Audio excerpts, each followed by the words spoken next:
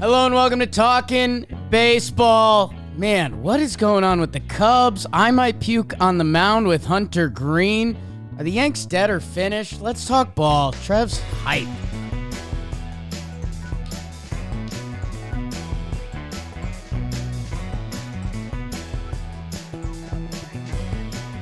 Bounced. Oh, good eye. Is that my favorite football team? Jeff's kids on that team? Hello and welcome to Talkin' Baseball. Happy Friday on maybe a Thursday night when this comes out. The boys are bopping early. Summer's here, so we're juggling a lot. Gotta be honest. Yeah, Poppy's coming in hot to this episode. Floorball, Warehouse. I'm hosting a cricket trivia on Saturday morning down by World Trade Center. So we're getting ahead of it. And God, Trevor Plouffe, you are, for all of our podcast listeners, I want to always say I thank you guys. You're awesome. Like I commute. I'm a big podcast guy. For everyone on YouTube, you're welcome for seeing the bad boy of baseball media, Trevor Plouffe, today. You're looking a little evil in the best way possible. I look like I'm on the Cowboys of the Little Giants. That's what I look like, for sure. Yeah, no doubt about it. Jake, yeah, you're working hard. We got to give you some snaps right now. I know you're coming in hot. We're kind of recording this at a weird time. We were just talking to a major entertainment network. You jumped off the call so we can start talking ball. I had to tell a couple high up execs, I've got to step out. Why don't we yuck some ball? You know, it's time for me to yuck some balls. Why don't you guys just email me the notes, okay? Pop. Isn't that what AI is for? That's what I'm saying. Right? AI, stop! Don't take the world over. Take my notes. Jimmy was in the meeting messing with the settings on the camera. It was electric. We got a lot of ball to cover. Obviously, what Kyle McCann is doing for Oakland. We're not mentioning that series at all. If you're here for the Angels A's series, it's not happening. Broomsticks. God. Zach Neto. Brewers, Rangers. Mickey Moniak. Man, the NL wildcard is actually like, we have to give some teams snaps. Yanks tailspin continues. God, Grimace. Grimace is just mocking me everywhere I turn. I hate Grimace so much. You know what I need to do? The Yanks are in a funk. I got to been working too much. I got to get out of here. And I'm doing that with Booking.com. Booking.yeah. Summer is here. And actually, I think next weekend, it's a holiday week next week, right? Like 4th of July. If you don't have a plan, go to Booking.com right now. Go see where your team is playing. I think my Cincinnati boys are in town. So, fingerprints are all over that team while they're playing the Pinstripes. Booking.com, they take care of all of it. They got hotels, bed and breakfast, vacations, resorts. Whether you're trying to do Trev's family-friendly resort or BBD's not family-friendly resorts, you're going somewhere this summer. Book it through Booking.com, an official accommodations partner of Major League Baseball. Do it on the Booking.com website or get the app or click the link in the description. If BBD is going to these naughty hotels, I need to know, Beavers. Yeah. You know how to reach me. Yeah. Okay. It's Thursday/Friday, so where are we starting? That's I think we start with the All-Star game and then we go to the Interleague. No, it's National League because God, San Diego? Let's talk. Hot in the streets. I got all the stock. They're real. Maybe. Hey, NL Central, you better start swimming hard because teams are making it happen. And Pittsburgh takes a kind of important series from the Cincinnati Reds. Reds come out in that first game. Oh, Ellie, India, Spencer Steer, sure, crooked numbers. But the Pirates come back and they win next to the new Senor Puke, Hunter Green. Mitch Keller outpitches him. And don't look now, our guy Rowdy Tellez is knocking the ball around the ballpark a little bit. Pirates infield, Luis Ortiz, a nice outing for Pittsburgh. they get potentially an important series win. It's becoming more important because the St. Louis Cardinals are hot. They take 2 out of 3 from the Atlanta Braves. They win the bread games. They beat Spencer Schwellenbach. Lance Lynn opposing him on the bump. God. You guys know I love Alec Burleson and Brendan Donovan. Haven't seen him in the same room. And Matthew Liberator. Cardinals fans tagging us saying, give him your standout. He's not. But I'm happy for him. Braves fans. Little hiccup, but Jarred Kelenic taking over that leadoff spot, and he's been racking him up like Willie. This was a fun one. The Texas Rangers had a little juice. The Milwaukee Brewers had a tough stretch. Uh-oh. Ain't no thing but a G-string. Brewers sweep, and it was grand. 2 grand slams in the bookends. Rhys Hoskins, welcome back. He hits the grand slam in game 1. And there's Jake the Rake Bowers in that final game, going big fly. Trev, this will put some lead in your pencil. That last game pitching matchup, Evaldi Keuchel. God, fingerprints all over it. Brewers bounce back. I see a Churrillo, that inside the park homer. The San Diego Padres sweep those pesky Nationals, literally America's team. Kyle Higashioka, the home run stroker. He goes big fly. Jurickson Profar with the walk-off. Dylan Cease, Higgy 2-homer game. Did the Padres light a fire? They sweep this series. They're winning ball games. Check out Trevor Plouffe's NL wildcard standings coming up. Nats, hey, they have Harold Ramirez now. How nice is that? Chicago Cubs, they get swept by the they get pre-swept. They're playing the final game today. They've lost 3 to the San Francisco Giants. Justin Steele can't get a dub, and it's not his fault. He's pitching well, but these pesky San Francisco Giants, Matt Chapman, fingerprint season. Luis Matos, my fingerprints? I don't think so. We got a Wilmer Flores walk-off. That ends a 5-game loser for the Giants. And then here they are winning 3 straight. Back-to-back bullpen games. Did the Giants do that every year now? That they just give up on a rotation mid-season? And we like their starting pitching depth. Ain't that baseball? The Twins and the Snakes are finishing up right now. Twins just jumped out to a big old lead. D-backs won the first game. Joe Ryan versus Brandon Pfaadt. Told Jess, do not watch that game. There's a lot of high tea on the mound, along with Ketel Marte. Twins, they roll them in that second game. Willie, Jose, Carlos, Trevor, and Carlos again all have 2+ hits. My goodness. And it looks like the Twins are about to win that series. And then it looks like this last series, Mets, Yankees, I don't know, not a lot of fanfare around it. Don't think we need to cover it. Oh, Cole and heel start. They must have did well. The power of Grimace. Mets win both games. You might hear about Mark Vientos later, and you haven't seen me and Francisco Alvarez in the same room.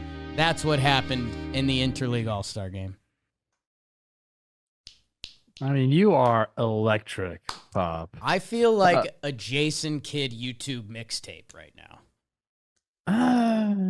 You and Francisco Alvarez. Yeah. Me and Mark Vientos never been seen in the same room. Oh, okay. I'm a looking and I'm a liking Mets fans. Let me tell you that right now. I do have the standings, Bob, and because it's Thursday/Friday, we're starting out west. Yeah. Because that's what we do. Go west, young man. The Dodgers. 51-31, 20 games over 500. Math pod. Padres, 3 games over 500. We're doing it. We're going streaking. 44-41. They're 8.5 games back, but don't worry. There's the wild card. Arizona about to get the business from my Twins today. They're sitting at 39-41. Gonna be 39-42. Please don't jinx it. Please don't jinx it. And the Giants, 39-42. Colorado, 27-53. They're only 23 games back in the division. So a lot of games left. In the East, we're going out into Philadelphia, 53-27. I believe that's the best winning percentage in the big leagues. Atlanta behind them, 8 games back on June 27th, 44-34. The Mets sitting right at 500, 39-39. It's not because of Grimace. My gosh. Washington Nationals, they were flirting. They were flirting with a good season, 38-42 after getting the biz from San Diego, and Miami, 28-52. In the Central, of course, Milwaukee, 6 games up on the Cardinals, 48-33. I thought it would be more games. Okay. If I'm being honest. St. Louis playing well, good ball. I saw Oli Marmol smile in the dugout. Oh, I'd never seen that before. Analytics. Unreal. 41-38 for the Cards. Pittsburgh 39-41. Cincinnati 37-43. Weren't all these teams supposed to be good? Cincinnati 37-43. And Chicago, the third worst record in the NL, 37-44. My goodness. And that wild card's starting to look a little bit different. Everyone used to be within 2 games. That ain't the case anymore. Atlanta has the first wild card, 3.5 games up on the Cardinals and the Padres. They're tied for that second and third wild card. The Mets 1.5 games back. Cardinals. Diamondbacks 2.5 games back. Pittsburgh 2.5 games back, and then everyone else 3 or more. And those are the standings in the National League. Pure cinema, per usual. That the NL wildcard's starting to somewhat take form, in the American League wildcard that we thought was kind of dead is starting to show some signs of life. But we're not talking about that yet. Because you know what, Trev? I'll start where Dalty had it on the sheet. Saw a little pep on your step. I got emotional the other day. I said, let me know when the Padres are above 5 games above 500. It's close. We might be 2 nights away, Trev. The pesky Nationals that I feel like every time, feel like the Nats are a big, it's Friday, the Nats just beat someone episode. The Padres bust out the broomsticks. The boys are bopping. My guy Jackson Merrill, what he's doing amongst the rookies this year. Kyle Higashioka, did San Diego win the Soto trade? People are asking. As of the past week, yes. And Jurickson Profar, dude. I know we've done this a lot, but has literally been the best outfielder in the NL this year. And more trash gets talked and more trash gets responded to. That vibes are higher in San Diego since they've been since 22. Yeah, and why is everyone talking so much crap to Profar? They're all coming at him, dude. He keeps answering the bell. It was a really testy series out there. In that first game, Nick Senzel puts the Nats up 3 in extra innings. Then you have the Jackson Merrill single, and you have the Profar walk-off. Now, that started everything because Profar, guess what? Jake, he was happy he walked the game off. Did you know that? Oh, okay. Yeah. Okay. And he was in his home stadium, so he said, this is my house. They walked a rise in front of him. And he came up big. He was a little happy about that. Crazy, right? What's he getting paid this year? Can't believe Profar was so happy about winning a baseball game when the guy in front of you gets walked. Crazy stuff. Can never see that again. The next day, Keibert Ruiz wants to come up and put his hands on him. And what was he saying to him right there? There's no reason for any of that. We have the benches clearing. Both sides get warm. Mackenzie Gore hits him on the first pitch. I don't think it was intentional, but you got to toss the guy after you've warned both sides, and he hits him on the first pitch. Whatever, it all goes down. Manny Machado takes the next pitch, hits a home run. I think Profar ended up hitting a grand slam in game 2, and then you're right. It was the Higashioka game in game 3 to get the sweep. 2 homers. The grand slam went like on top of that building in left field. He had 6 runs driven in. It was all San Diego. And the biggest thing was, why are we firing this San Diego team? Why are you mad that Profar was celebrating on his home field after hitting a walk-off hit? Davey Martinez had some pretty bad quotes after it. I kind of blew him up on baseball today. But San Diego's hot, man, and they're looking good. Trev, I think the best thing for San Diego is them and the Cardinals have a little bit of the good sauce right now. It's a long season. Like you've recently talked about your bouts with Yankee fans because they are in a death spiral while still having a fantastic record, but it's how baseball works. Is that whether it's injuries or slumps, like baseball comes and goes by the day. Luis Camposano goes down. The young catcher, like big prospect. He's shown moments. He's out right now, and Higgy is going off. That's a good feeling. Xander Bogaerts is out for them right now. Tatis is out for them right now. And they are still able to put together a very strong lineup between Profar, Kim, Cronenworth, Machado. Donnie Barrels has been hitting for them. Donovan Solano. All he does is hit. He can't get a free agent contract, but when he does get on your team, he will hit for you. The vibes are higher in San Diego than they've been in a little bit, and it's also look at the rotation. Everything I just said. Darvish and Musgrove are on the IL right now, yes. And Cease, King, and Waldron are going to church. So like San Diego, you believe in what's happening right now, and you've got room to grow. You got reinforcements coming back. You know they're going to be active at the trade deadline as well. So, I mean, things are on the up and up in San Diego. That is for sure, my guy. Hey, Nats, I know you're America's team. Might not be a bad year to sell. That's all I'm saying. Do you remember when I asked you, like, why is C.J. Abrams the worst rated shortstop? People came at me big time. Have you watched him play? I said, yeah, I've watched him play. Right. And then they brought receipts. They sent me all these videos on my Twitter You were on feed. their side. No, they're saying no, he's not. Right. He actually is a bad shortstop. That's what they were telling me. Okay. The way you phrased that was a little weird because YouTube comments it's the Wild West. It's you have to go in there like hand on your holster, ready to go. And it's like reading Yelp reviews. You have to understand if you read the 1-star Yelp review that says, there was 2 flies in my suit. We waited 75 minutes for my kid's party table. It's like, okay, you had a bad day. This might not be the best review of the restaurant. YouTube comments, you kind of have to do that. The YouTube comments on C.J. Abrams were kind of, like, yeah, CJ's okay. He has tough moments. And it's like, ooh. Okay, so the defense has some question marks. So from the videos that I got sent, again, that's kind of like cherry picking. They're just showing me his bad plays. It seems like he puts himself in a bad position, like with his footwork and throwing. He doesn't have a strong enough arm to really make up for it, so he gets caught, like deep in the hole or deep behind second base, and he's not able to make the throw. So I think he gets his range. He gets docked for his range because of that, because he puts himself in tough positions where he can't finish the play. He might get to the ball, but he can't finish the play. Your range gets cut down. That's how the outs above average is so low. What I would recommend to him, and Nats fans, instead of just telling him he stinks, let's try to figure some things out. How about that? Let's be positive here.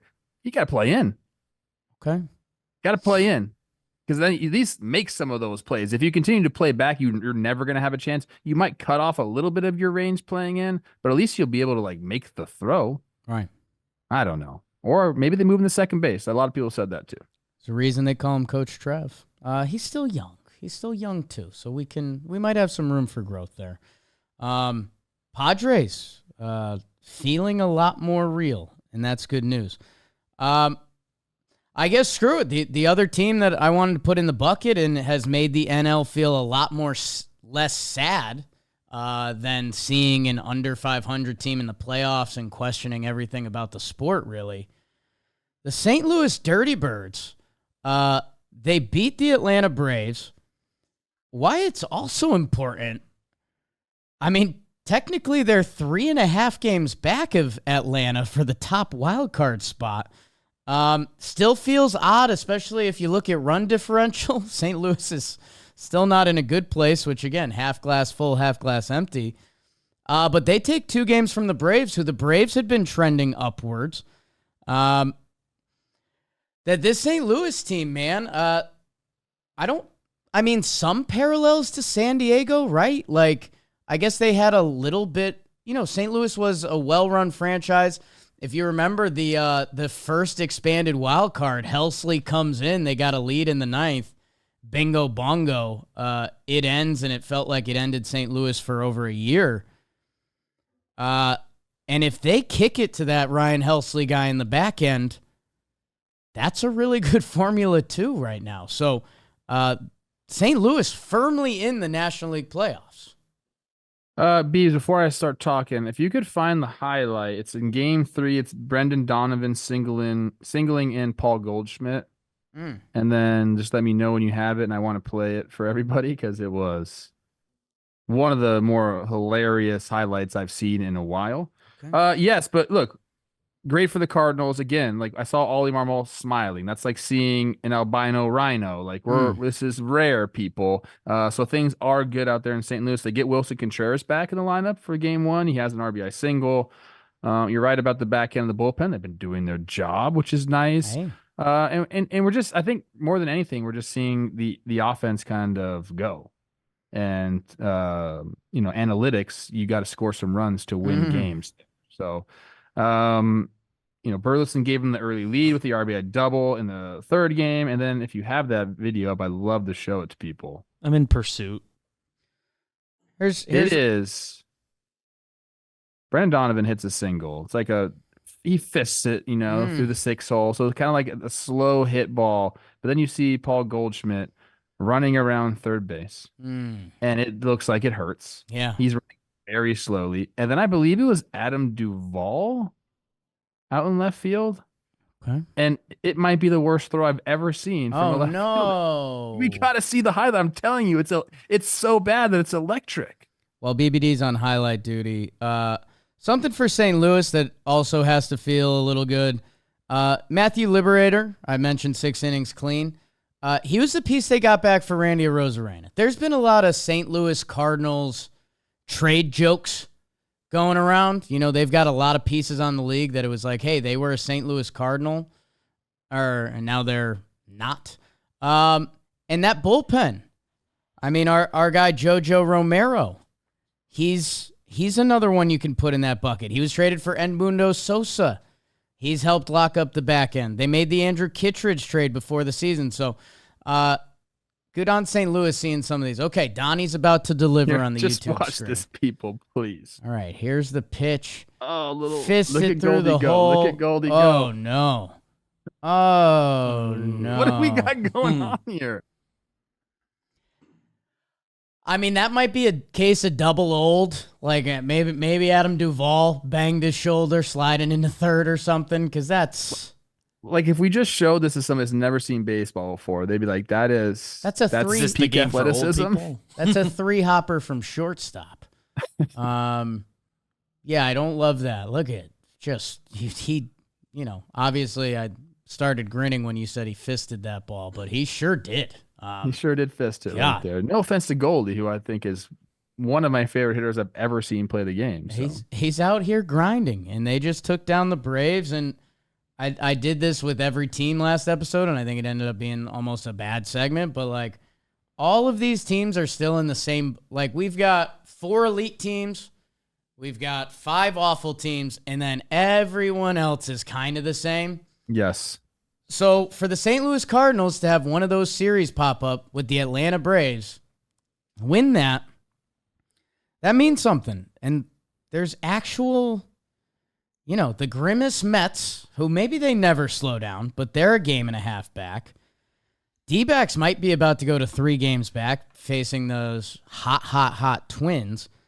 And then you're looking at Pittsburgh, you're looking at under 500 teams. And now in the wild card, we've got 2 teams 3 games above 500. Like, okay, this is good. I was just trying to butter knife a bunch of stats for the Cardinals offense, and it is just not happening. Yeah. I'm not finding what I need to find to support my argument.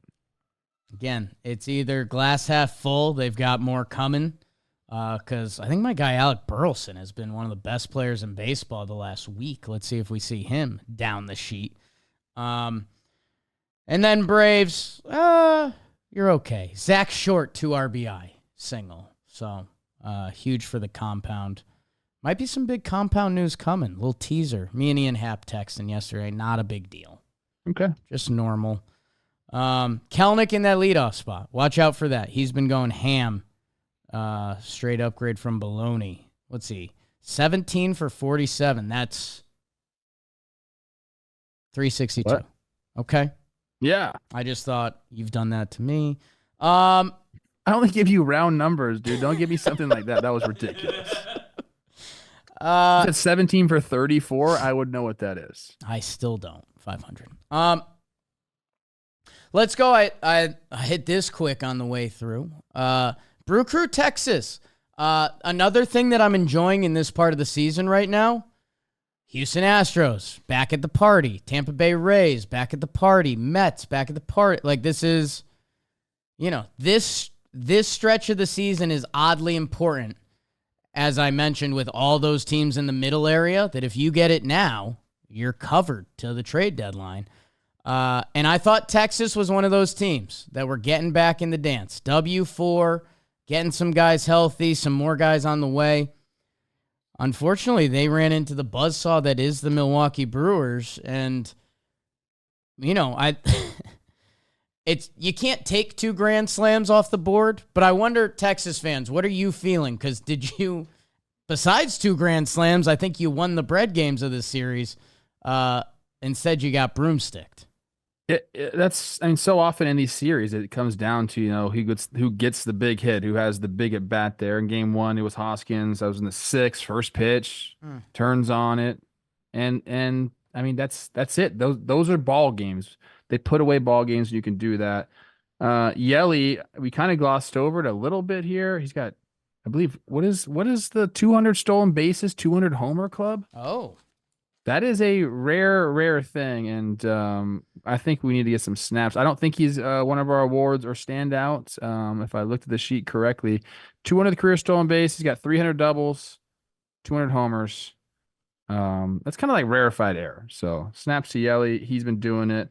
Yes, you mentioned Keuchel, coming in, making a spot start. What? I'm assuming didn't look great there. He gives up the early lead, and then Trio with the inside the Parker ties the game, and then Monasterio, he won it in the 10th there with the walk-off, and Pat Murphy had some really nice things to say about him. The Brewers are all about timely hitting and, getting guys on, getting them in. They do it with the best of them. Same thing happened this series. And Texas's offense has stalled and has not looked like it should. Yeah, I feel like the Brewers are very good at the take advantage of Tau. That inside the park home run, a game that goes in extra innings, if the center fielder just keeps that in front of him with the body, what are we talking about in this game? We'll never know. Another part of that game, the Brewers bullpen, your guy Jacob Junis, Hudson, BBD's Piamps, McGill, and Koenig, 6 shutout. Koenig's been nasty for them. He's been disgusting. It feels like you're going to turn on the All-Star game and say, wait, what? Jonah Heim ties it with a homer. Nate Lowe brings him back into that game, and it's not enough. Rangers have lost 16 of 21 on the road. That's tough. And I think the Brewers are silly at home. I think they're like 21-5 in their last, quick math, that would be 26 games at home. So yeah, keeping it up right now for you. In a time of the year when we're, in the AL, we might talk about Houston creeping back up. St. Louis has been playing a decent brand of baseball that, let's say the Texas Rangers did win 2 of these games, we would be saying Milwaukee, like their division lead would be down in the 4s. You'd be like, okay, we might have a race in the Central. I still don't believe in that. 25-12 for Milwaukee at home. Oh. They just keep doing it. They're just a well-run organization. Speaking of the opposite, do you have your Cubs funeral speech ready to go? I mean, we can. I'm not going to say that stuff, but it looks pretty grim out there in Chicago. We mentioned 3rd worst record in the NL. The first game they were going to lose no matter what. It was all the Giants 4-24 for Willie Mays, and they're down 4-0 Chapman hits a homer, kind of gets him back in the game, and then they had the bases loaded walk-off walk, which is kind of cool to see. He kind of ran away with game 2. Chapman again in the thick of things. He had 2 RBIs in the 8th to make it 5-1. Suzuki tied the game in the 5th of the 3rd, and then Matos answered right away, 4-3 in the 5th, and then they go on to win that game. Bullpen shuts him down. I mean, they're playing another one today. Right. If they get swept today, I mean, we can start talking like 1 foot in the grave, 1 foot on a banana peel type situation. 3rd worst team in the NL. They're 5 games back of the wild card with a lot of bodies in front of them. It's go time, and it's been rough for a while. They got out to a good start. And yeah, I'm a naturally slightly annoying person. I've come to grips with that. I mentioned I talked to Ian Happ yesterday. Whenever I talk to Ian Happ on the phone, I end the phone call with, "Hey, hit a homer for me." And It sounded like he didn't love it. It sounded like a guy that the team's been in a funk. "Hey, dude, I'm trying to do my best. Please don't say that to me." And new name alert in Major League Baseball. Hayden Birdsong. Made his MLB debut for Los Gigantes. 3-13 the Cubs are in their last 16 road games. Is that good? Giants bullpen has been asked to do a lot as of late. Yeah. They're down to like 2 starting pitchers, and they keep answering the bell. So every year, I feel like you gotta mention that for sure. Weren't we talking about their starting pitching depth, and all of a sudden we're not? We're talking about the lack of depth. Blake Snell's got some comments going down. In AAA, he had like a setback down there. It'll be interesting to see how that plays out for the Giants as well, what they want to do. Where are they at in the standings? They're down. They're not too far ahead of the Cubs. They are 3 games out of the wild card. So 2 games ahead of the Cubs. Man, you can make a pretty nice rotation. Blake Snell, Robbie Ray, Alex Cobb, Kyle Harrison, and then if you want Tristan Becker, Keaton Winn. That's a pretty serious IL for the Giants. Yeah, not a lot of numbers pop off that team page, but maybe it's a second half in the Bay Area. Every time I open Fangraphs, my computer freezes, which I don't know. A lot of information on that site. Might have to email them. What else do you have in the NL, Trev? I mean, Pittsburgh, Cincy mattered a lot. We got some puke on the mound. Other than that, I'm kind of okay. Brian Reynolds. We got some stuff coming. Reynolds is doing his thing. He's got 23-game hit streak. Ellie was on full display that first game of that series. He hits the ball up the middle off of Gonzalez's glove. So like a ground ball up the middle off the glove.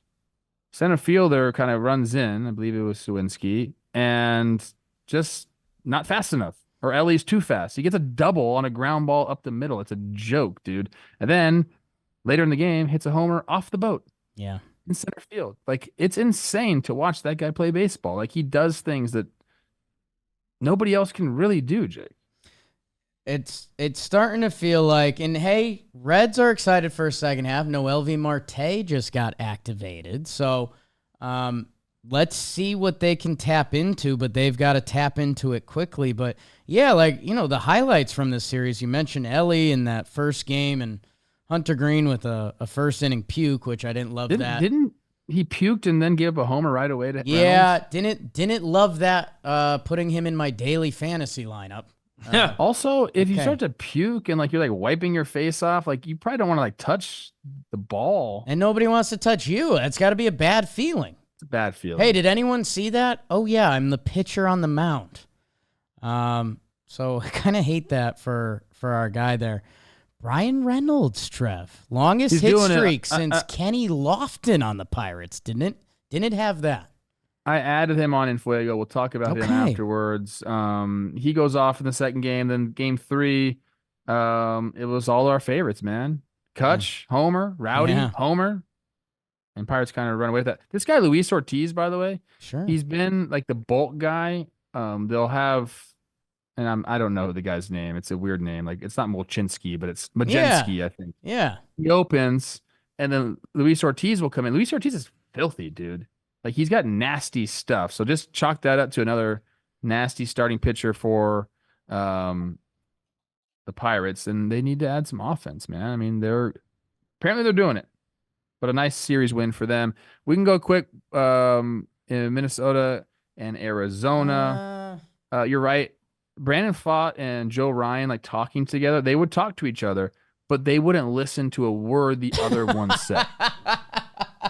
Like Joe Ryan would be talking, Brandon Pfaadt would be like thinking about Louisville or something, and would pay no attention. And then he would say something, and Joe Ryan would not pay any attention to what he said, and would just go back and forth. They'd have a conversation, but they have no idea what each other said. They'd like each other. Yeah, I think they'd get along. They might have two separate conversations, but they'd be like, "Yeah, I like that guy." Ketel Marte in the first game, he was the answer. I mean, he hit a home run against Ryan in the first inning, I believe it was. Or might have been, yeah, it was the first inning.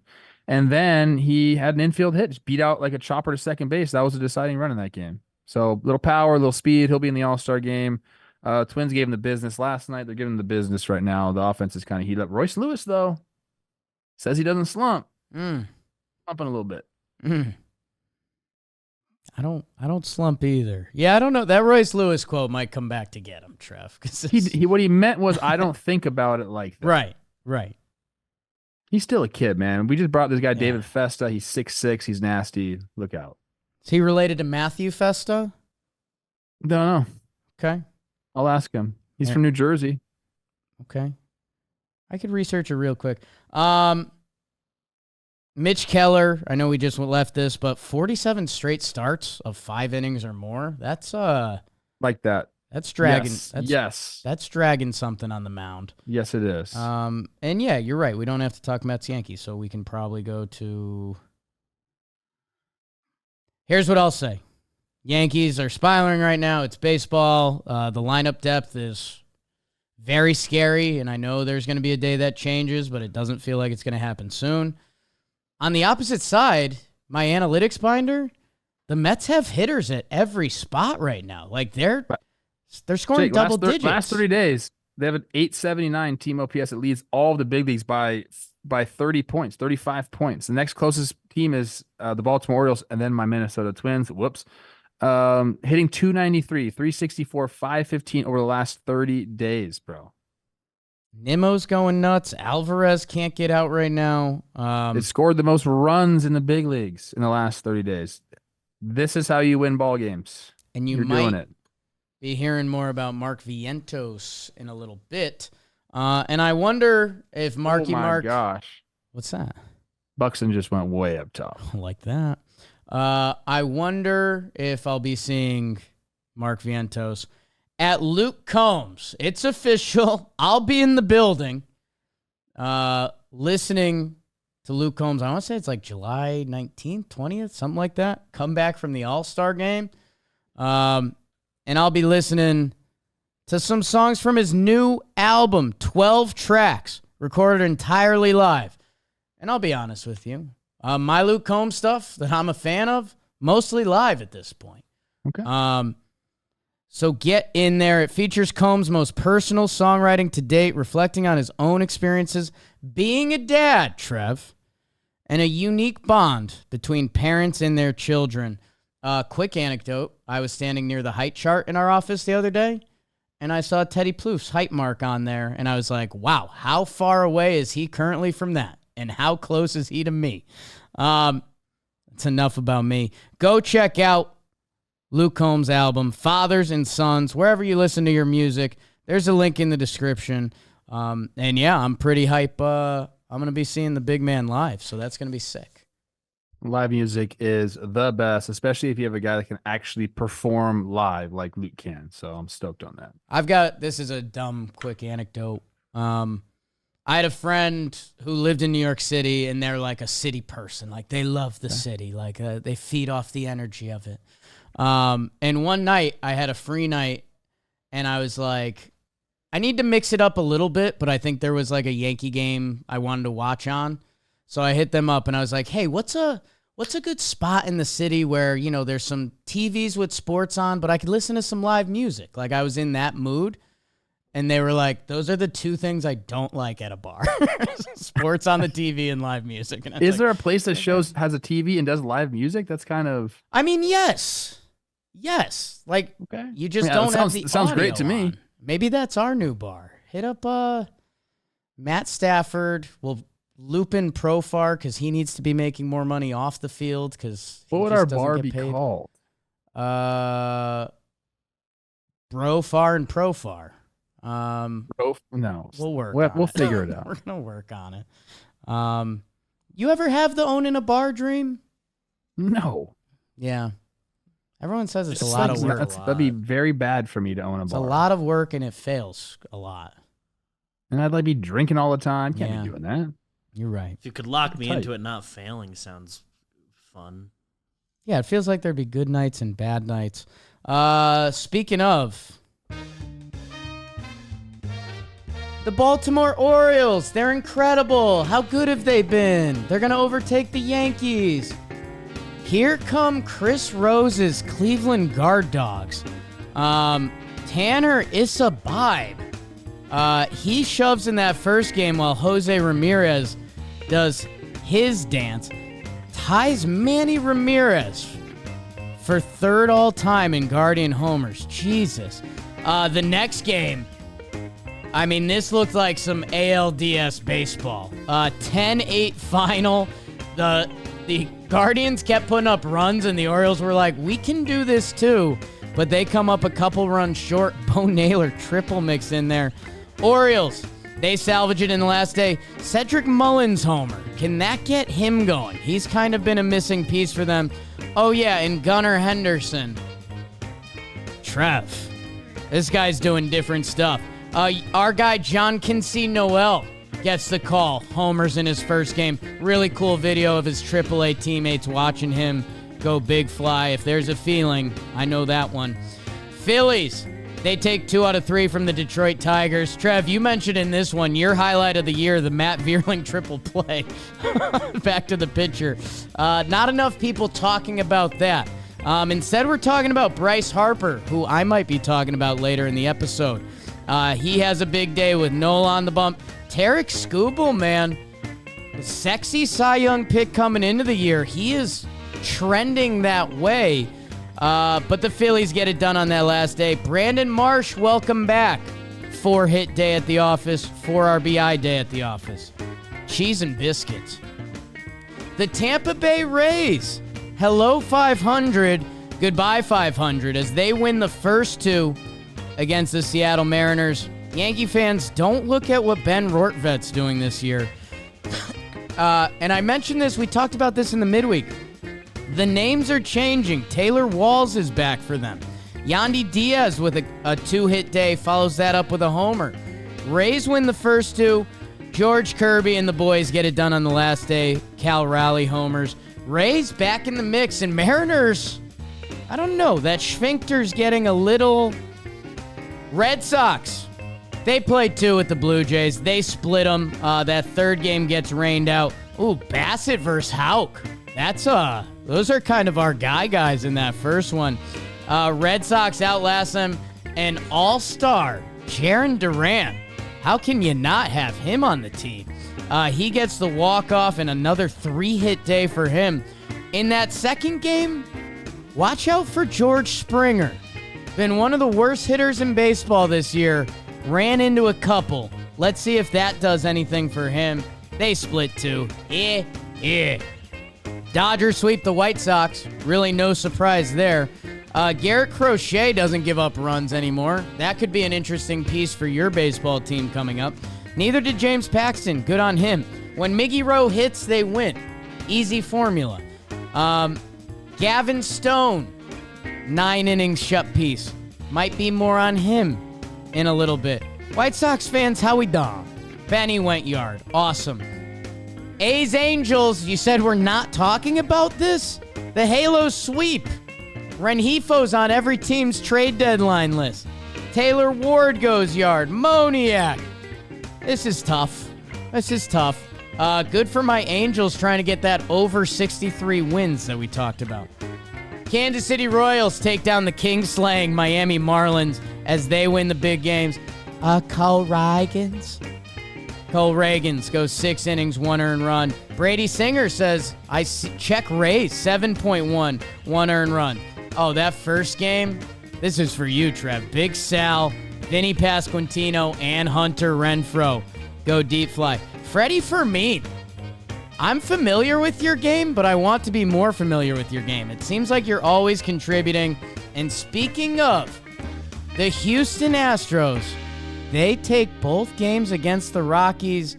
They get to 500. Spencer Arrighetti, 7 shut piece, and the boys are bopping in Houston. And that's what happened in the American League. It is a treat to listen and watch you work. God. I have the standings. Do you want them? Need them.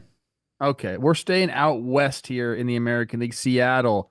You mentioned some B-hole with Seattle. I don't know if they're feeling that yet. 46 and 37 for them. You can't go into the Trop and expect just to play regular baseball. It ain't going to happen there. They're 4.5 games up on those Houston Astros, who are 40 and 40. The Texas Rangers 37 and 43. The Angels 33 and 46, and Oakland 29 and 54. We'll head out east. Go west, young man. Head east, you young boy. I don't know.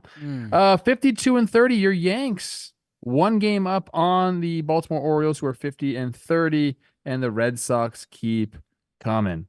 43 and 37. Tampa Bay Rays, they're coming at 40 and 41. And then Toronto, 36 and 43. They're 14.5 games back. In the Central, Cleveland, 51 and 27, man. We're going to hear a lot about them later in the episode. My Twins, 44 and 36, about to be 45 and 36. They're up 11-1 right now. Kansas City, 44 and 38. Detroit, 37 and 43. What are they going to do? What are they going to do? Jack Flaherty sitting there. They're going to trade him. Okay. And the White Sox, 21 and 61. There are only 40 games under 500, people. Yikes. Not a big deal. In the wild card, Minnesota has a second one. Baltimore obviously continues with that first wild card. Minnesota is sitting there in the second wild card. There's a tie for the third wild card between Boston and Kansas City. And then right behind them, Houston, scary. Tampa, scary. And then it gets a little less scary. Texas 6 games back. Detroit 6 games back. And those are the standings in the American League. Trev, those wild card standings, the Tampa Bay Rays and Houston Astros, a couple teams that we always expect in the mix, are back in the mix. W7 next to Houston. And the Sox, they just don't slow down. Artwork. Let's start out with the best baseball real quick, because it's Guardians, Orioles. I said DS. I mean, this could be the CS. These are two young, talented teams that my problem with the Guardians in the past was that lineup wasn't relentless. It's getting more relentless every day. And like you've talked about a lot this year, having that bullpen at the end of the games just makes them more and more daunting. That this was a big series for both of these teams. In Cleveland, they end up winning the first 2 games. Jose Ramirez's numbers on the season are back to being where Jose... No, they're insane. I'm going to talk a lot about Cleveland later in the episode. I think we can kind of skip over the series. They take 2 out of 3. You're right. Jose Ramirez is a nut job. He's got 2 runs driven in the first game, then a 3-run shot top of the 4th, which was interesting because there was an open base there in 2 outs. They ended up pitching to Jose. He ends up hitting the homer. It was 8-4 after that. I don't know if they went like a 1-0 inside fastball. Like, I just don't think that was a smart play there. Hindsight is obviously 2020, but this is Jose Ramirez, who's, I believe, has, if my notes are correct, where is it? 72 runs driven in? Yes. On the year. Yes. It's June 27th, people. It's absolutely crazy, man. Gunnar Henderson is a G. There's some notes on him that Dalton put. I guess I'll read those off and give the Orioles a little bit of shine here. He's on pace for 52 homers, 32 doubles, 8 triples, 140 runs, 110 runs driven in. Only Alex Rodriguez has 50-plus homers while playing 50% or more games at shortstop, and Gunnar Henderson is on pace for 11.8 B-WAR this season. The record for a shortstop is 11.5 set by Honus Wagner in 1908. So Gunnar Henderson is doing some very, very special things. And if you watch him play, you know he's just a dog, man. He's insane. But yes, more on the Guardians later. Plenty more. Jose Ramirez is, since 2017, a 140 OPS plus. Doesn't really miss any games. You were giving your boy Yelly a little Hawk Tua for his 200-200 club. Jose Ramirez been in that club. Yeah. And every full season since 2017, he's finished. What's a Hawk Tua?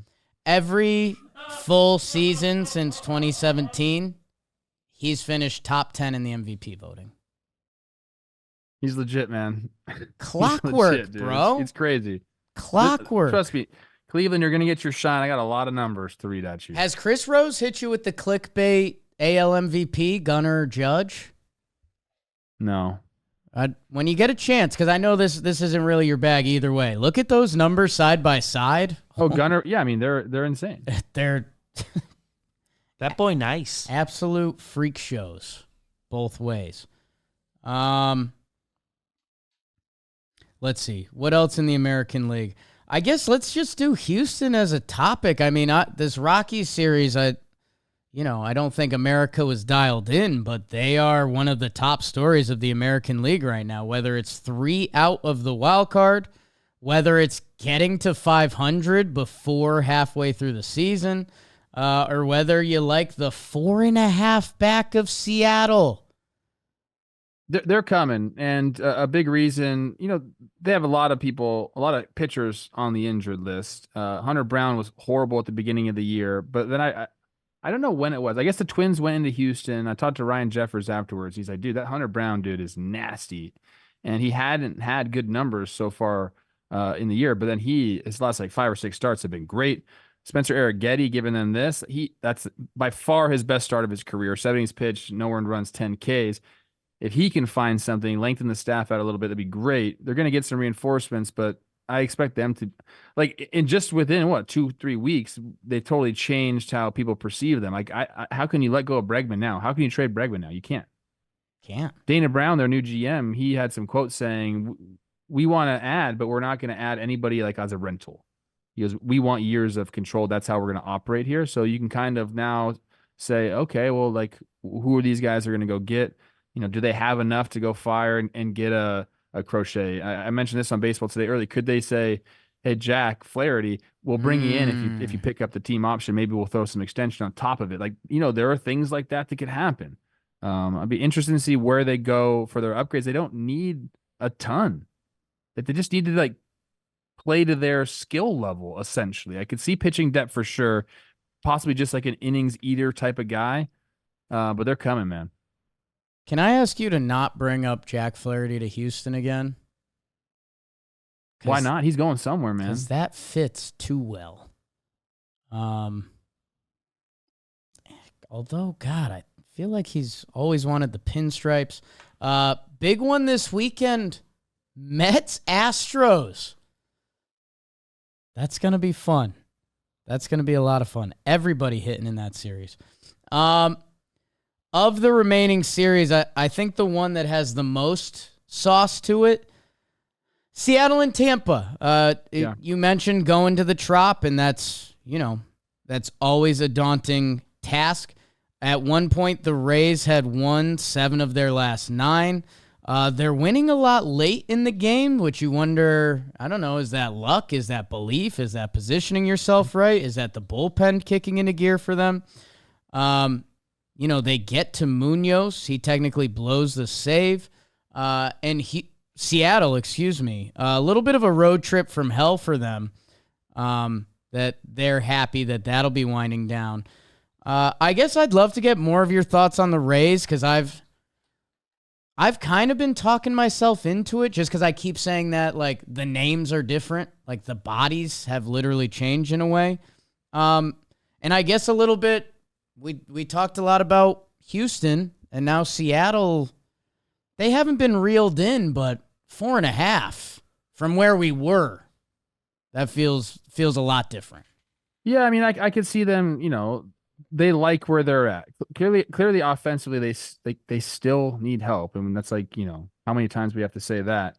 But as far as the Rays, I think it's again just like Houston. It's as simple as just having some of your guys that should be better players start playing better. Like Yandy Diaz, they need him to go at the top of the order. So what does he do? He in that first game he gives in the league, it's kind of like a weird hop. Mitch Garver puts Seattle up 3-1 in the 7th, and then Yandy hits this like weird in between hopper, bad hop in the 8th to answer back. So he takes that in. They win that game. Then in the second game, first pitch off Luis Castillo, table setter, tone setter.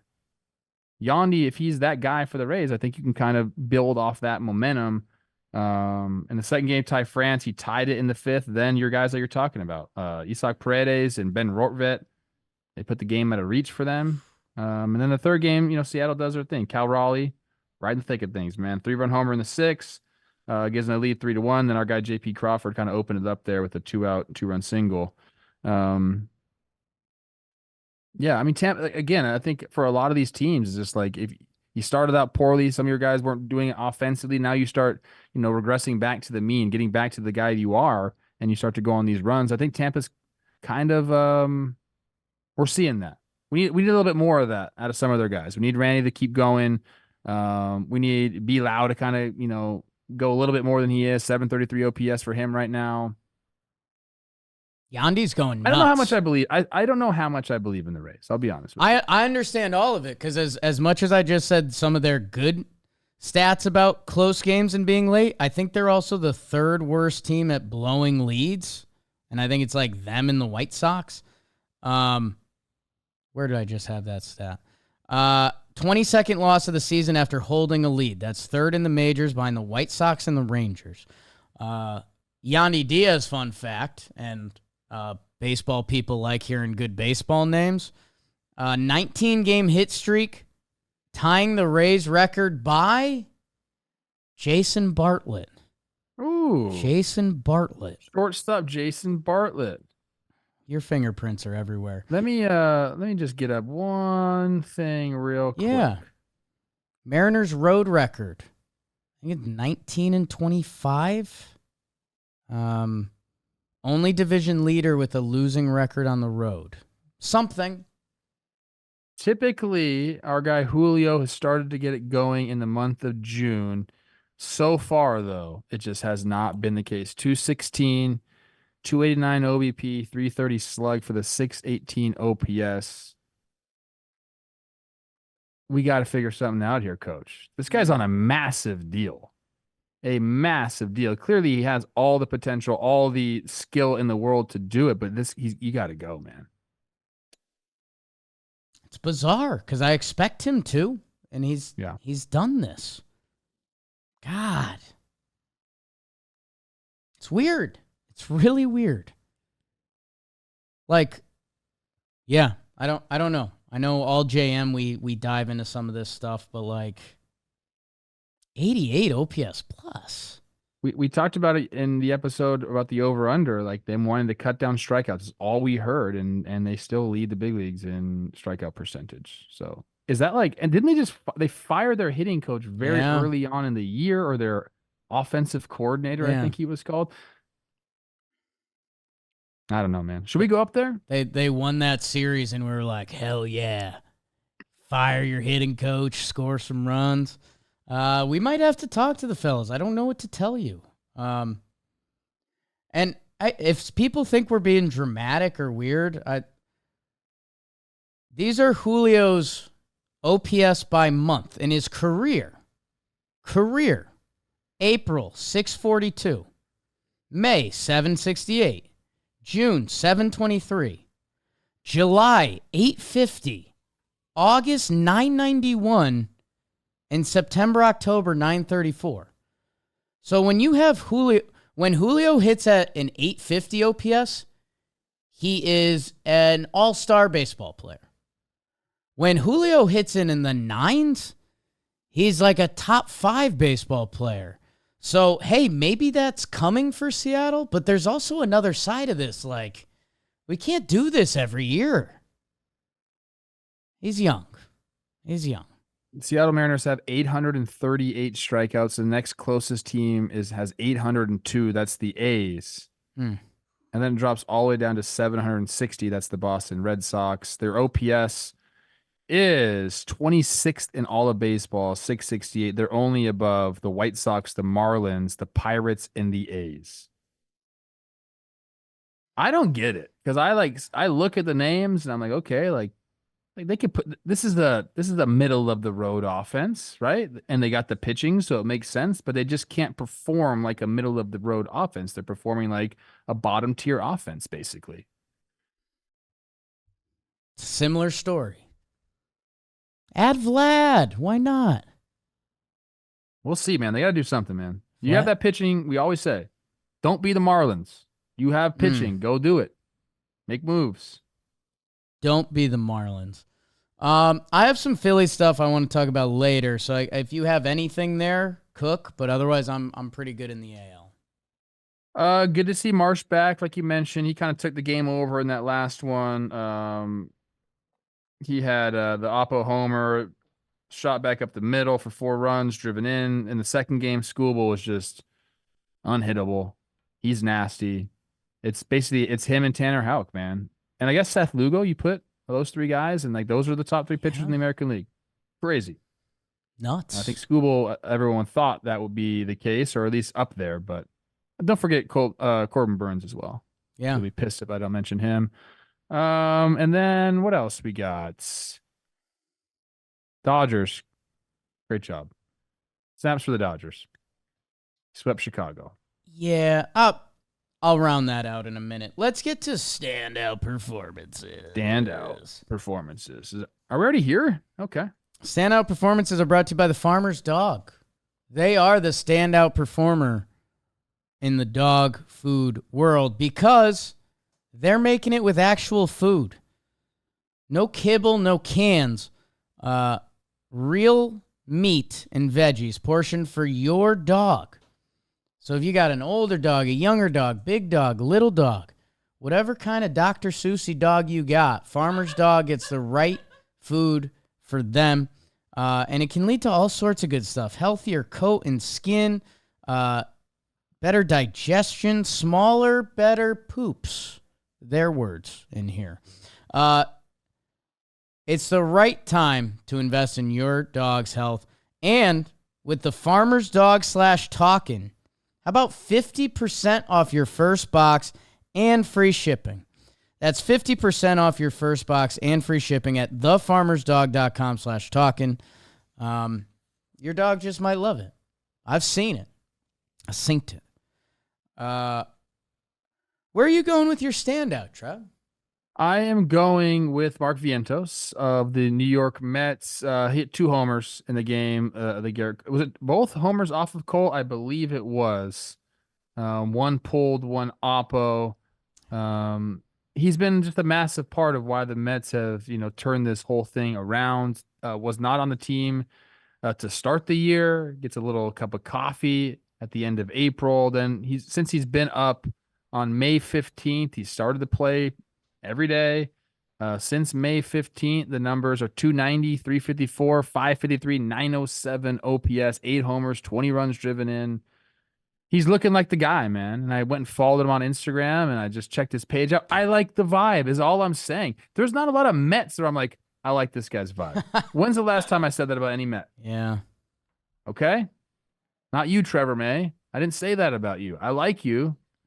T2. Mark Vientos is the guy. I think there are times where, that you need to take advantage of the opportunity that you are given. He's 24 years old, gets thrown out there, gets an opportunity, has some initial success, and then you're like, oh, okay, I can do this. I think that's what we're seeing from him. He's understanding. He's confident enough now to be like, I am a big leaguer. And I don't think he's been able to say that yet. He hasn't had that moment yet. But this good 2 months of baseball, it's cemented in him now. He knows. Yeah, he sure looks and feels the part right now. And it's the fun game of, is this young player on a heater and let's see what else, or, this guy was a real prospect. The pop seems very real. So if he can keep putting the barrel on the ball, everything else will come. And yeah, I mean, I know Vientos and Beatty was a discussion in Mets fandom for a while. Vientos is here in that, I will give Grimace credit where credit's due, unlike yourself, because some things are bigger than sports. And I don't know if did you see the video of the knockoff Grimace during the rain delay slugging beers on someone's shoulders? I did. That's Mets baseball. So I don't know. If you look, Baseball Reference has the Mets has a 60% chance to make the postseason right now. They are streaking. At one point, they were 24-35. Now they are 39-39. So they have a lineup, man. Nimmo's going nuts. Bader's on a heater. JD Martinez is playing to his baseball card. Lindor, same. Pete Alonso, Mets got the juice. They got the juice. Who you got? Yanks do not currently. Great record. So many good guys here, Trev. Higgy, 2-homer day. I love Higgy. Dylan Cease keeps doing these 7 innings, 1 hit starts. Know what I like? Complete games. Sure, it's the White Sox. Whatever, man. They're a major league team, in a way. Gavin Stone. These Dodgers, where are they going to get innings? Who's going to be in their rotation? How are they going to get it done? 15 starts for Gavin Stone. A 2.73 ERA after 9 shut piece against the White Sox. I've said it before, so a lot of you probably know. Some of you might not. His brother, Colin Stone, is a big warehouse competitor for us. Great, talented pitcher and now a floorball player for McFlurry Power. When we first got linked with them, and they're like sweet Southern folk. Colin's like, yeah, my brother's pitching in the Dodgers org. I'm like, okay, cool, man. Sweet. And then we looked it up and we're like, wait, your brother. Wait, no. Your brother's pitching in the Dodgers org. And Trev, it's almost July. I mean, we might be 2 starts away from Gavin Stone at the All-Star game. Might be joining us down in beautiful Arlington, Texas, where we'll be doing our event. Make sure if you guys are down there, come join us. The Dodgers, it's always the constant strength of this organization, besides the big wallet, that they have been funneling pitching through there for a few years now. Gavin Stone is now one of those guys, and he's put together a fantastic first half of the season. Yeah, 8 quality starts out of his 15. A beautiful start against the White Sox. That's why the Dodgers have been able to, kind of sign guys with injury risks, if you will, because they feel like they have guys that can come up and from their system and perform when they get to the big leagues. Stoner's one of the guys they relied on. He's been great for them. I'm hoping an All-Star game. How many guys can they send? That's like the thing. Well, yeah, it always gets, I think the trickier part with pitchers is like, if you're lined up for that Sunday start, you accept, but you decline. So I don't know. I can see young Gavin Stone, especially in that Dodgers org, bro, where you're looking at all these other top prospects. Am I we look at their TPP before the season and we're like, I don't know. I know one of these kids is going to be awesome. I don't know which one. I would not be surprised if, whether by default or not by default, if he gets the invite, which would be incredible. 25 years old. October 15th birthday. A Libra like myself. Great standout, Poppy. Man, Trev, we could have given it to Bryce Wilson for his great bulk outing. Love that made the doc. But Trev, these This is where the show begins, if we're being honest. Dirt nasties on FUEGO. That means I'm on fire, baby. Like Waco. I could use some of that right now. No doubt about it. Okay. In FUEGO. Jake likes to call it the best segment of the episode for the series. How about this guy? We haven't talked a lot about Jonathan India as of late. The Cincinnati second base went 7 for 10 in the series. Quick math. 700. Yeah. 5 doubles, 2 runs driven in, 3 walks, 6 runs scored. Love that. And 2 stolen bases. He had non-base streak reach 11 straight plate appearances before popping out in the bottom 6th on Wednesday. That's awesome. Bryce Harper going off MVP. 6 for 13, 462 average, 3 doubles, 2 homers, 6 runs driven in the series. How about Gabriel Arias? Cleveland's utility guy. 6 for 11, 546, 2 doubles, a homer, 5 runs driven in, 3 runs, a stolen base in the series. For the week, Gunnar Henderson's like on every single list there is. 12 for 27, 3 doubles, 4 homers, 8 runs driven in. He had 2 stolen bases to boot for the 1.5. Oh, I talked about Yandy Diaz getting hot. There we go. 13 for 33 for the week. That's a 394 average. 2 doubles, 3 homers, 9 runs driven in. He extended his career best hitting streak to 19 games, tying the Rays record set by Jason Bartlett. You mentioned that. He extended his career best RBI streak to 8 games, tying a franchise record held by what? Rocco Baldelli, Carlos Pena, Ben Zobrist, and who? Our guy, Joe's McFly's best friend, Evan Longoria. How about Brendan Donovan? St. Louis outfielder, 11 for 22. Quick math. 500. 2 doubles, 2 homers, 7 runs driven in, 3 runs scored. He stole a base also for the 1.4. And then this, my friends, is a list you really want to be on. And I even added 2 people to this list. I went rogue on the sheet today. Ben Hortvet, you talked about this guy a lot. What's up with that? 10 for 29, 3 doubles, 3 homers, 14 runs driven in. His 14 runs driven in over the last 2 weeks tied for third, in the AL, only behind Anthony Santander and Aaron Judge. That's good company. How about Carlos Estevez? For the Angels, 5 games, 5 saves, 5 innings pitched. Only 1 hit, 8 Ks. That's good. That's what you want out of your closer. He had a streak of 26 straight retired batters since May 21st, snapped on Tuesday by Tyler Soderstrom's 2-out single. That guy's a stud. Baltimore relief pitcher Keegan Aiken. 5 games, 9 innings pitched, no hits, 1 earned run from the walk, 1 hit by pitch, 10 Ks. He's not allowed a hit since suffering a blown save on June 12th. That's good. I put these next two guys in. Pittsburgh's Brian Reynolds, 23-game hit streak starting on June 1st. I like that. The hit streak started on June 1st. It's nice and clean. Yeah. We know. 351 average during the hit streak, 1.046 OPS. Trev? I'm okay. 6 homers, 16 RBI. Do you remember when you couldn't sneeze during COVID? Like you had to hold your sneeze in? Oh, bro, you should have seen it on the train, dude. Someone sneezed. You were out. You wanted to throw them off the train. It looked like one of those zombie movies where like you're sneaking around being quiet and then someone steps on a piece of glass, like everyone would turn. We don't do that here. You couldn't even clear your throat during COVID. Oh, I'll clear my throat. I'll clear your throat. 6 homers, 16 RBI during that hit streak. And then our guy, Jarren Duran. He's 25 for 63 over his last 14 games. That's a 397 average.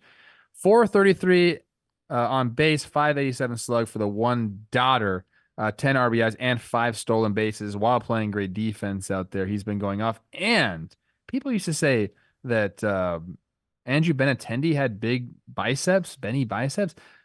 Jarren Duran puts him to shame.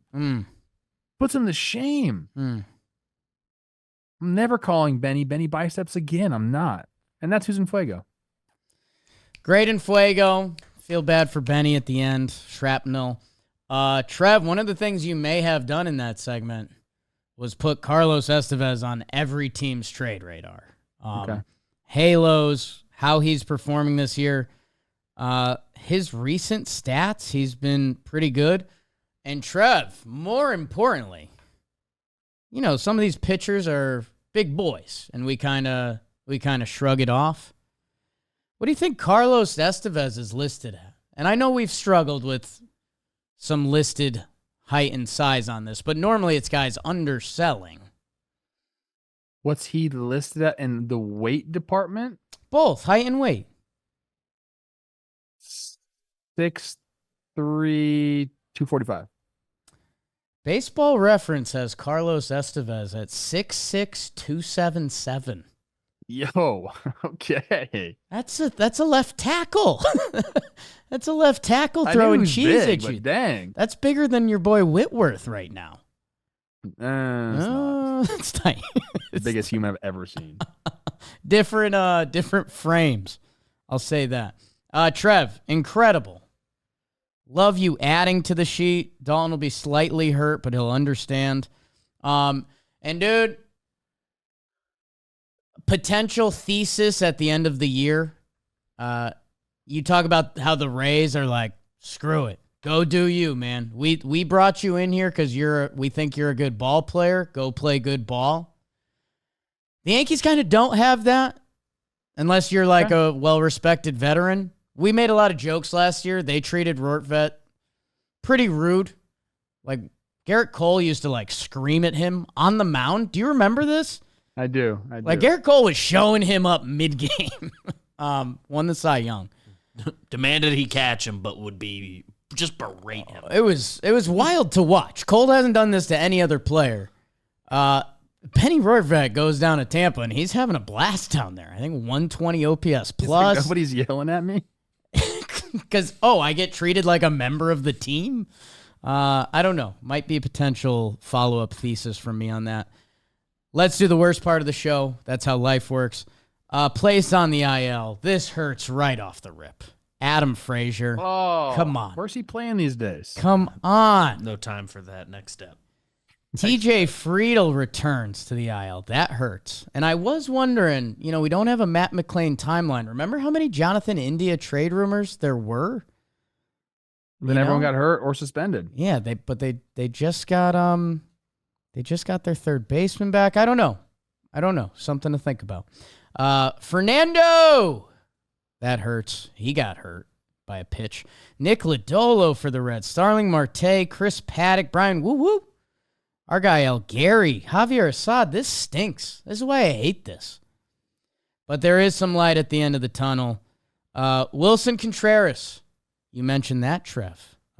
Returns to the playoff St. Louis Birds. Yeah. Michael Massey. Kansas City loves that cat. And when he pisses on one, it goes. Jorge Polanco. Can he get it going for the Mariners? He's supposed to. Bo Bichette, can he get it going for Toronto, seeing as they're facing the Yankees probably?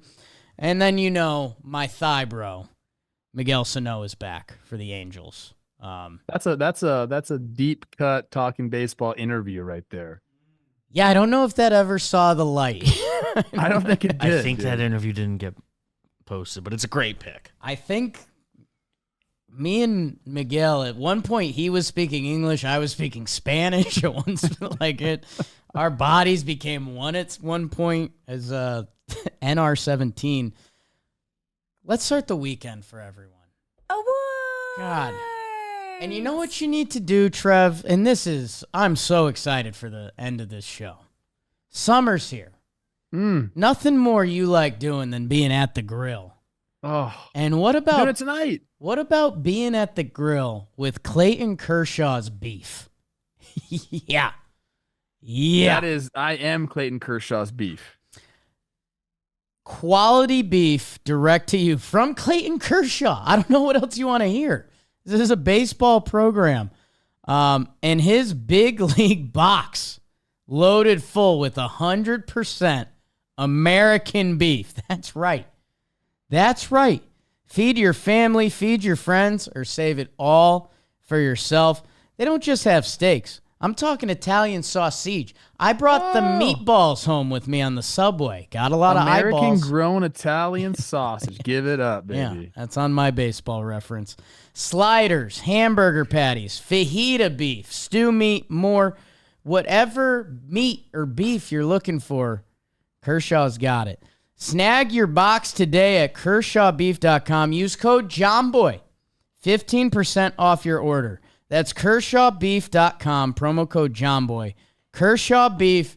No curveballs. Just beef. God. I need some Kershaw beef. That's all I'm saying. That does something for me. Where's your award going, Trev? Okay. So I haven't been given. Oh, you just got diced up. I forgot about that. Hey, not for nothing. And I know it is what I've got, but my calf next to Cano, it's popping. What's up with his hair? I'm glad you said it. And then you got the Nike socks on Under Armour shoes. Pop, that's like you can't do that. Yeah, I know. You guys really got on me for that, and now I abide by the rules. You can't do that. Yeah. That's like you can't. Okay. So I'm going to give an award today, and it's going to be called the Say My Name Award. And if you don't know, Say My Name, Say My Name. It's a song by a popular female pop group, Destiny's Child. Yeah. Frontlined by Beyonce Knowles, Kelly Rowland, and Michelle Williams. Yes. That's tough. You're a beautiful woman, Michelle Williams. I don't know why. Okay. I feel like people always forget her. But there's a reason for that. Back in the day, did you know that Destiny's Child was actually called Girls Time? Ooh. With a T-Y-M-E, not T-I-M-E, T-Y-M-E. And it was originally, there was 4 members of it. It was Knowles, Rowland, Latavia Robertson, and LaToya Luckett. The latter 2 were like, nah, we don't like the way this is being run. So Beyonce's dad, who was the manager, is like, all right, you're out. See you later. Let's bring in Michelle Williams. And one other girl, the other girl only lasted a couple weeks, and she's like, I'm out of this. And then it became a trio. And thank goodness, because they've given us some incredible music. No, No, No, Bills, Bills, Bills, Say My Name, Bugaboo, Jumpin'. I mean, Independent Women, Survivor, Bootylicious was, I felt dirty listening to that Ladies, leave song. your man at home. This is for the ballers and I'm gonna grown. That's jumping. That's jumping. But like that's that's a deep track for them in that song. They have hit after hit after hit. Houston, one of the best pop groups of all time. Yes. And shout out Kelly Rowland, so underrated. My gosh. Okay. So Say My Name Award. They were Girls Time. They turned into Destiny's Child, and they turned into sensations. Do you know who else changed their name and turned into a sensation? Giancarlo Stanton. Yeah, kind of. Yeah, okay. Good one. Okay, but you go. The Cleveland Guardians used to be called the Cleveland Indians. Not so much anymore. They changed their name to the Cleveland Guardians. And many people, after our last episode, checking in on our over-unders, they said you didn't mention the Guardians. And we didn't mean to do that. We thought we mentioned every single team, but for some reason, too good. We didn't talk about the Guardians. I'm going to talk about the Guardians right now because they're the best story in baseball, in my opinion. Jake, they have a .619 winning percentage in June. That's their worst winning percentage of any month. .619 in June. It's their worst. They're 13-9 in one-run games. They're 15-5 in blowouts. They don't care about the game script, bro. We'll beat you in close games. We'll beat you in blowouts. They're 2-1 against Baltimore, 4-2 against Seattle, 5-2 against Boston, 5-0 against my Twins. 26-9 at home for a .743 winning percentage. 25-18 on the road for a .581 winning percentage. They are just winning baseball games, and they're kind of doing it in an interesting way. We know they have a new manager. A lot of times it takes a while to get things figured out, especially when you have a roster that's kind of has like an incomplete pitching staff. And I always say one of the manager's main jobs is managing a bullpen, figuring it out. Vogt's done an incredible job doing that. They have like 6 or 7 high leverage guys they can kind of throw out there at any given time. It's why they have the best bullpen in baseball, and they have the best, I've compared them to the 2015-16 Royals, where if they get a lead, it's over. Clase, Gaddis, Sandlin, Cade Smith, Heron, Henches, Barlow, they've all pitched in high leverage situations. Okay, Cade Smith, This guy is a genius, apparently. Chris Rose told me this story today, off camera. Cade Smith wanted to be an eye surgeon. The only problem? His hands are too big to be an eye surgeon. You can't make that stuff up. So I'm just going to be a big league pitcher instead. Tanner Bybee has been great for them in a starting role. Ben Lively has been great for them. The rest of the guys have been doing enough. And then offensively, we're getting crazy performances. I mentioned Jose Ramirez already has 72 runs driven in. People, that's a good season. That's like a legit season. You driving over 70 runs, that's legit. We just got to the halfway point. Stephen Kwan struggled last year. He was making contact with everything. They thought, oh, that's good. He's making contact, but he's making weak contact. So they said, hey, swing the bat a little bit harder. You're probably going to swing and miss a little bit more, but your production will go up. Well, his slugging has gone up. He is swinging harder, but he's still making contact at the same rate. So it didn't matter how hard he swung the bat. Basically, they just said, swing harder. It's going to be better for you. And that's what he's done. 988 OPS for him. David Fry, 941 OPS. Josh Naylor, 20 homers, 58 runs driven in for an 825 OPS. They have the highest OPS with runners in scoring position at an 859. 380 on base percentage when guys get on or in runners in scoring position. How about runners in scoring position with 2 outs, Jake? The highest OPS in all baseball with an 861. So they actually get a little bit better when there's 2 outs with runners in scoring position. And you're saying, okay, that's great. They got a great bullpen. They're doing enough with the starting pitching. Is that going to be sustainable? We'll see. But if you have that many people in the bullpen, like you're not going to wear them out. What about their defense? Oh, they're just third in all of baseball in defensive run saves at plus 41. This is not a fluke team. I don't think a lot of people had this on their radar whatsoever. I believe they were projected for 73.5 wins, according to DraftKings before the year. They are blowing by that. They're almost there already, and it's the middle of the season. This team is just, they're the real deal, man. And I just had to say their name. The Cleveland Guardians Say My Name Award. No one is around you. Say, baby, I love you. When Destiny's Child used to come on. Body's too bootylicious for you, baby. Man, I don't think you're ready for this, Jelly. I don't think you're ready for this. Copyright. It's 6 seconds. It's one of those things that. Well, let me start with Destiny's Child before the Guardians. For me, Destiny's Child, when they were slapping, that's like a school dance song. Like that's, sure. And it's, teachers, get ready to break up some dancing because, it's going to get physical out there. I can only imagine what the bars were like. Like Destiny's Child, if that came on at a bar, oh, God. Anyways, the Guardians are great.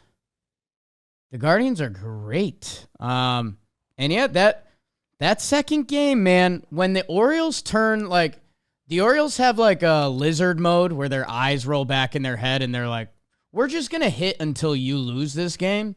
They went into that mode and the Guardians said, no, we're going to hit more and then we'll pitch enough to get it done. Jake, they were last in the league in homers last year. They were 8th in the league in homers this year. Basically just saying, guys, fucking swing a little harder. Yeah, and they took those seats out. That's true. That's one of those sneaky fun. That's one of those sneaky fun baseball stories of this year, brought to my attention by T1 Trevor May. It's a great award, Trev. Artistic, beautiful. I'm gonna send us into the weekend with something that'll get you going even more. I'm giving out the Hot Boy Battle Award. And this could be a double-edged sword. Because on Wake and Jake this week, I dove into some midseason awards. Sure, is it an easy click? And there's some obvious stuff. Like in the AL, and I teased you with this before. I was like, you know what? It's looking like Gunnar and Judge. Gunner's doing historic things. Judge is doing historic things.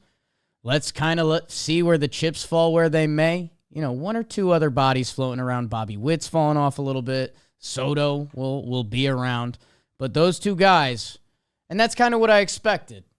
NL MVP, I've kind of been... Remember Mookie was going nuts? And it was just like, well, Mookie's playing shortstop and hitting at a historic level, so it's probably him.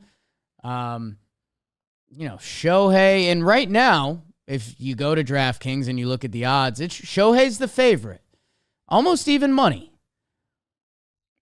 And I was like, who's number 2? Like, who's Shohei competing with right now? The other guy that's up top, and then it's a hodgepodge, like Freddie's in there, a couple other bodies, William Contreras, Shohei Ohtani, and Bryce Harper. I like that. Trev. I mean, we've got one thing going on. You got Shohei, the year he's not pitching. The year of Ippei. Mookie goes down. Shohei's still leading the league in a ton of stats. I knew Bryce was balling. I didn't know how deep we are into it. Bryce, 987 OPS. He's got 20 homers. He's on pace for 40 plus this year. 305 batting average, 402 on base, 585 slug. It's just a reminder, Bryce Harper now playing first base, by the way. So when end of the year WAR comes up, like Shohei's not getting any defensive WAR points, and I don't think Bryce is racking them up at first base because that's a tough spot to rack up defensive WAR. But just the fact he's in the field, there's going to be points to that. That I don't know. I had my eyes on the prize with Judge and Gunnar. So when I turned my head to see Shohei and Bryce, it's a hot boy summer, man. I'm hyped up. They're 1-2 in a lot of the significant statistics. Slugging percentage, Ohtani 643, Bryce is second, 585. OPS, you mentioned Bryce at 987, Shohei at 1.net, 1045. So Shohei has a leg up on him a little bit here, but Bryce is having an incredible season. And you know the kind of runs he can go on, dude. And like the Phillies, if they continue to have the best record, like when you're getting into players who are this good, little things like that can be separating votes that, I don't know, man. I got hyped the other day. Do you know who's like sandwiched in just right all around Marcel. And Profar, dude. It's crazy. That is crazy. He leads in on base percentage over Ohtani, over Harper. He's 5th in OPS, right behind Freddie Freeman. He goes Ohtani, Harper, Ozuna, Freeman, Profar. Has someone written the Profar article yet? Like, did he give up vegetables this offseason or something? Like, what? No. How did we get? He does look good in the uni right now. It looks a little thicker. Oh, maybe thick jerks. Maybe that's the sauce. Okay. So I don't know. I guess it's kind of an excited for baseball award that, sure, Gunnar and Judge is pretty sick. Maybe Bobby gets back in the mix. I'm not against it. But, man, Bryce and Shohei? I like that. Whew. We'll see him at the All-Star game. We'll see them in Arlington and Dallas. I hope we see everyone down there. And I hope everyone has a good weekend. And make sure you like and subscribe everything on this video. A little Thursday drop. I think we'll save it for tonight. Get the people rowdy. Not talking Tellez. Although having a great June. Great June. Chick sucks.